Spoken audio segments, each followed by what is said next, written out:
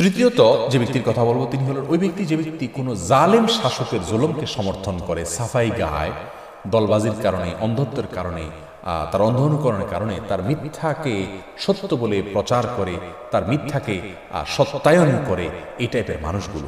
এদের সম্পর্কে ইবনে হিব্বানে বর্ণিত হাদিসে আসছে নবী আলাইহিস সালাম বলেছেন, ইন্নাহু ইয়াকুনু বাদি উমারা, নিশ্চয় আমার পরে কিছু শাসক আসবে যারা মিথ্যা কথা বলবে, জুলুম করবে। ফামান দাখালা আলাইহিম ফাসাদ্দাকাহুম বিকিযবিহিম, এদের মধ্যে কিছু লোক আসবে যারা তাদের এই সমস্ত শাসকদের মুসাহিবি করবে, এদের তেলায়ন করবে, ওয়েলিং করবে, এদের সাফাই গেয়ে বেড়াবে এবং তাদের মিথ্যা কথাকে সত্যায়ন করবে, বিশ্বাস করানোর চেষ্টা করবে জনগণকে, সাধারণ মানুষকে এবং প্রজাদেরকে।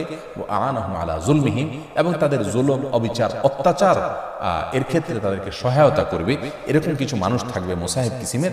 ফালাইসা মিন্নি ওয়ালাস্তু মিনহু ওয়ালাইসা বিওয়ারিদিন আলাইয়াল হাউজ, তো এই শ্রেণীর মানুষেরা আমার উম্মত নয়, আমি তাদের কেউ নই, তাদেরকে আমি পরিচয় দিচ্ছি না, তাদেরকে আমি চিনি না, এবং তারা কিয়ামতের ময়দানে আমার হাউজে কাউসারের পানি পান করতে আসতে পারবে না।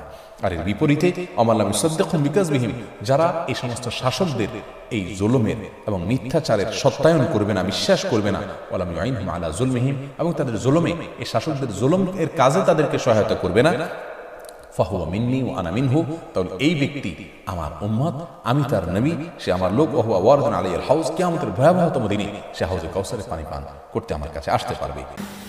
সকলকে সহিহ বুঝ দান করুক এবং এই অনুযায়ী আমল করার জন্য সকলকে আল্লাহ তৌফিক ইনায়াত করুক। আর সকলের জন্য দুনিয়া চিন্তা না করে আখিরাতের কথা চিন্তা করে, দুনিয়ার সফলতাকে বা দুনিয়ার সুখ শান্তিকে সামনে না রেখে আখিরাতের সুখ শান্তিকে সামনে রেখে কাজ করতে পারে, সেই জন্য আমি সকলকে আহ্বান জানাই।